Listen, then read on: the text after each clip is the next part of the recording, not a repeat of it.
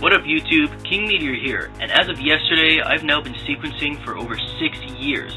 So, I thought this might be a good time to answer some questions that you may have for me. How did you get into MIDI making?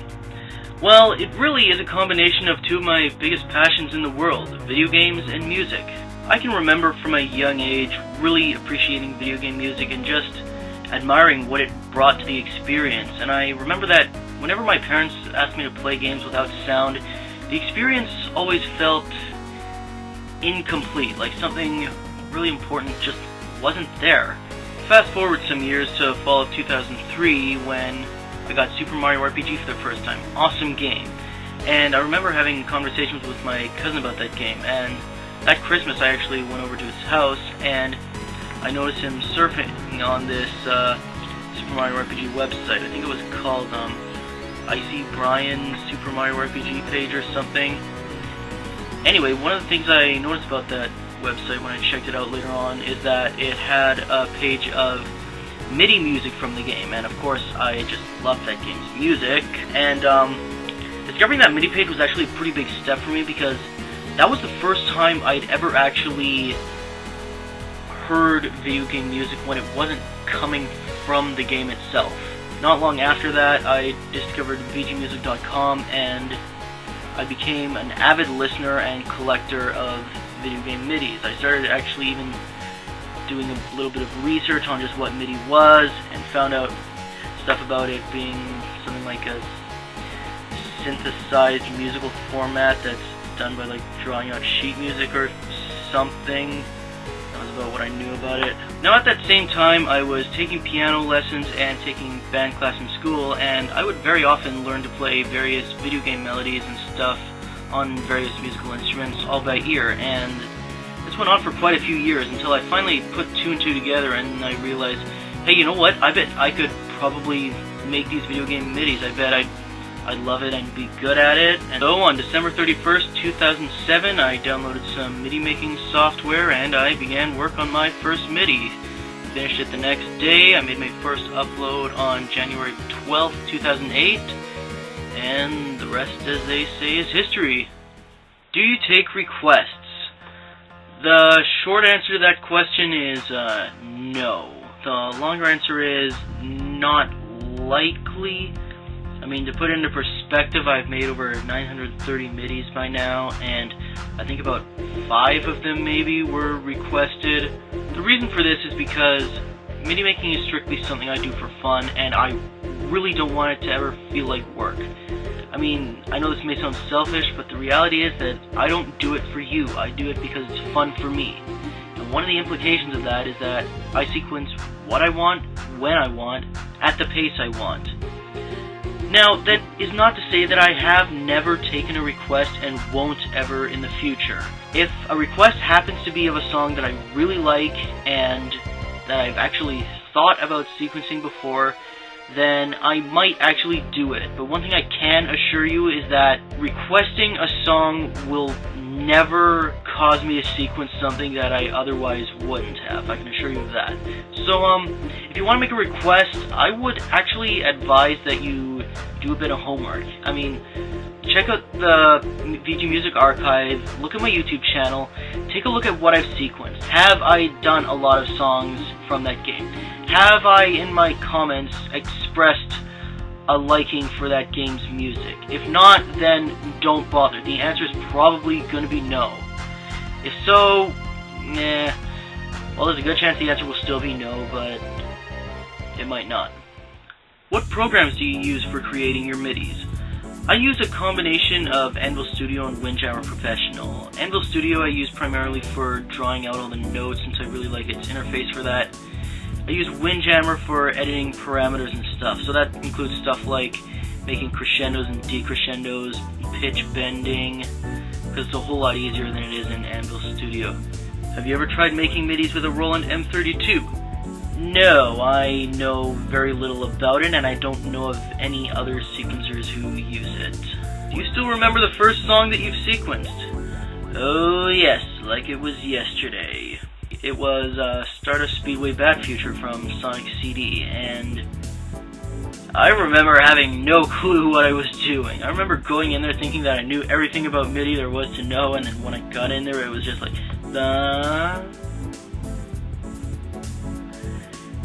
yeah, I was that clueless. It was almost like I just watched Pirates of the Caribbean 3. I gotta say that for not knowing what I was doing, I think it turned out pretty decent, although if I were listening to a MIDI like that now, I'd probably say, like, this is crap. How long does it take you to make a MIDI? That really varies depending on the length and the complexity of the song. There are some that I've done in as little as like 20 minutes or less. There are others that have taken me as long as about 15 hours. I would estimate that my average MIDI probably takes around 3 or 4 hours.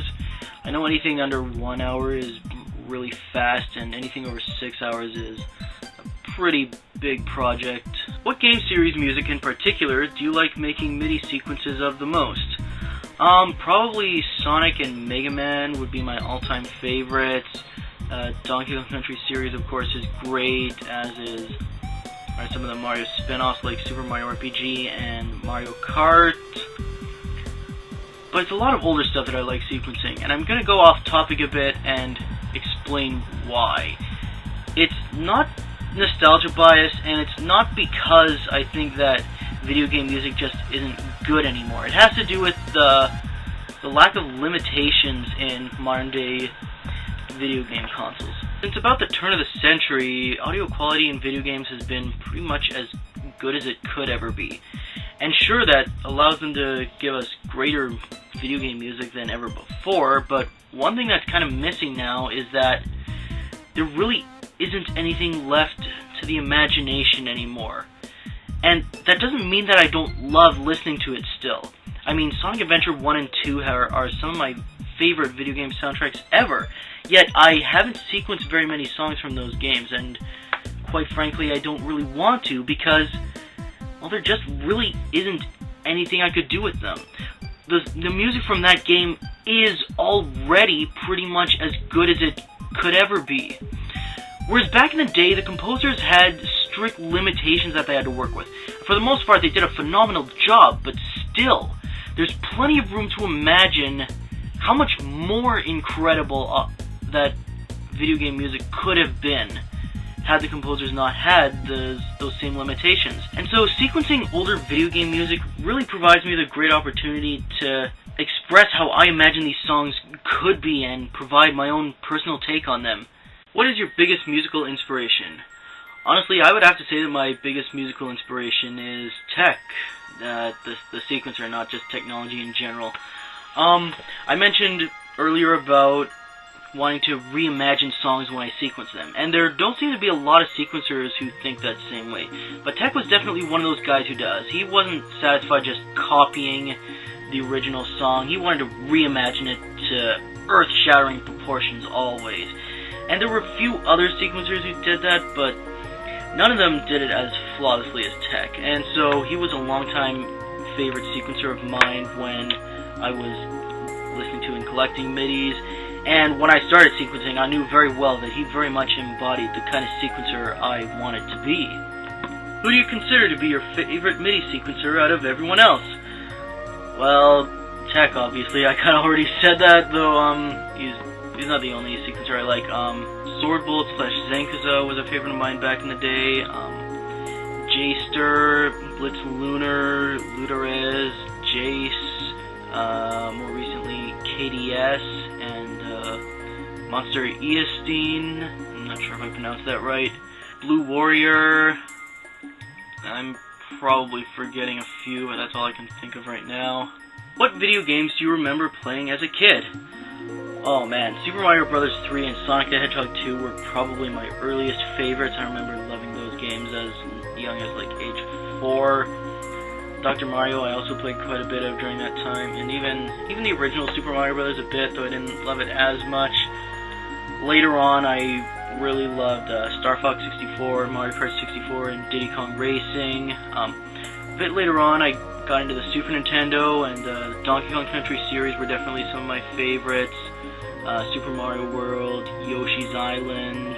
The Super Mario RPG I got into a little later on, and by that time I was approaching my teenage years. Who are some of your favorite video game composers?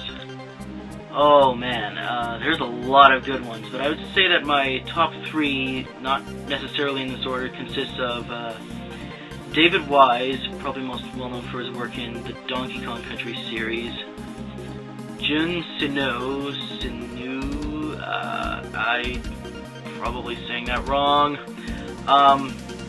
But he was Sega's lead composer during the Dreamcast and GameCube era, so like Sonic Adventure 1 and 2, Sonic Heroes, Shadow the Hedgehog, absolutely love that stuff. And of course, Koji Kondo is just plain classic. I mean, he wrote the most famous video game song ever. That's gotta count for something even without nostalgia bias.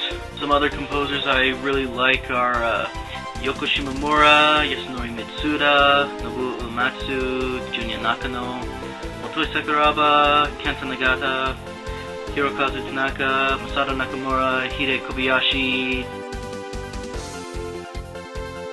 just to name a few. Why do you keep saying it's not perfect but it's pretty good all the time? Probably primarily because I'm somewhat of a perfectionist, especially with things that I'm passionate about, like MIDI making. I mean, there's this one grocery store, I think it was called Hagen or something, that has a slogan where good enough isn't good enough, and that very often describes me. More often than not, when I say stuff like that, it's not because I actually don't think I did a very good job, but rather it's because my hopes and my expectations for the songs I'm sequencing are just so high that it's easy for me to feel like I've fallen short of my own expectation. I also mentioned earlier about how I like to reimagine the songs, and that's also a part of it too, is that quite often I'm not always able to articulate exactly what it is I'm imagining for the song, and so quite often my MIDIs don't sound as amazing as I imagined they would. But you know what? Often I give myself a couple days or maybe even weeks to forget just what I was hoping to achieve when I sequenced that song, and then just take my MIDIs for what they are and for what they're not, and yeah, I do realize that, yeah, they are very well done. Can we collaborate and make a MIDI together sometime? I can make a MIDI and you can fix any problem there is in it. I've actually always wanted to try collaborating and making a MIDI with someone else, so sure, if you have a MIDI that you want me to take a look at and fix up for you, then feel free to email it to me. My email address is kingmeteor20@gmail.com. So I look forward to it if anyone's interested. Have you ever done any MIDIs for Mega Man X8 before? I'm not even going to dignify that with a response. Have you ever made MIDIs of your own original compositions before? No, composing is not my thing. What is the future of your YouTube channel? I'd like to do pretty much the same thing I'm still doing, MIDI sequences and occasionally countdown lists, but there's probably going to be a lot less of it now. My uploads will probably be fewer and farther between, as you may have noticed already. That's because I've started university this last year. I'm studying engineering, which is a very intense program. I've had people tell me it's actually one of the hardest things you can study in university. So I'm not going to have nearly as much time as I used to, and the time that I do have, I'm not necessarily going to want to spend doing this. But I do hope to keep it up and still do some of it once in a while. Well, that's it for now. Let me know what you thought about this video, and if you have any more questions for me, then let me know, and I might do this again sometime. Until then, peace out, YouTube.